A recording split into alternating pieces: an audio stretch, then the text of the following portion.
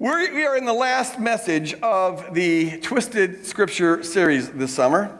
And the one that I am going to be speaking on is, it's been twisted, as we'll see here in a little bit, but mainly it's just weird. It is a weird story. And so, a warning here, this message will be on the weirdo meter factor, probably up there at a 9 or 10, which I know is very unusual for me, isn't it? Okay, so it's 9 or 10. It's just kind of weird. It's the story of the Nephilim. Oh my God! Oh no! Here we go. So here's the thing. There's some weirdness around this Nephilim thing, especially these days. There's a lot of scuttlebutt going on about the Nephilim. For those of you who don't know, well, now you're going to be informed. It's a rather esoteric, odd kind of thing. It's about these. Well, you'll see here in a moment. It comes out of Genesis 6. Verses 1 through 7, and this is heading into the flood story, and the author is giving this account here to kind of explain why the flood happened. Here's what we read. When human beings began to increase in number on the earth, and daughters were born to them.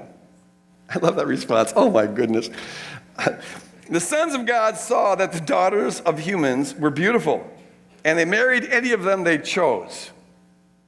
And so here the sons of God, who were these fallen angels, they just decided whatever women they wanted and apparently materialized. And when it says they married them, that's probably just a euphemism for having sex with them. And then the Lord said, "My spirit will not contend with humans forever, for they are mortal. Their days will be 120 years." So here's the thing. God's Spirit is always present in every human being, in every culture, at every time, and He's contending with them. He's always trying to move them in the direction of goodness, godliness, all that, and contending with sin and evil, and trying to free people up from that. He's contending with them. But if there ever comes a point where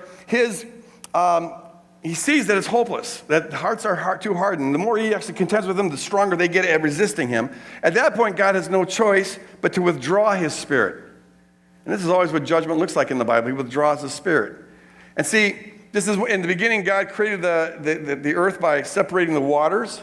And remember, in the ancient Near Eastern world, water is never just about H2O. It stands for forces of evil that always want to devour the earth. They're forces of destruction. So God is always holding forces of destruction at bay, mercifully protecting people from the consequences of their sin. But when He sees that that is no longer possible, it's no longer working, it's actually backfiring, He withdraws. With a grieving heart, He withdraws, and then the forces of chaos come in. In this case, it undoes creation. Please turn off your cell phones at the present time. Okay. So then it says, the Nephilim were on the earth in those days, and also afterward, when the sons of God went to the daughters of humans and had children with them. They were the heroes of old. Note this phrase. They were the heroes of old, the men of renown. And the Lord saw how great the wickedness of the human race had become on the earth, and that every inclination of the thoughts of the human heart was only evil all the time. So we had sunk to the lowest level we could sink to. So the Lord regretted that He made human beings on the earth, and His heart was deeply troubled. So I'm first going to just talk about who these Nephilim were. I'll then talk about two ways in which I think this passage has been twisted, and then I'm going to draw out a lesson that I think we're supposed to learn from this.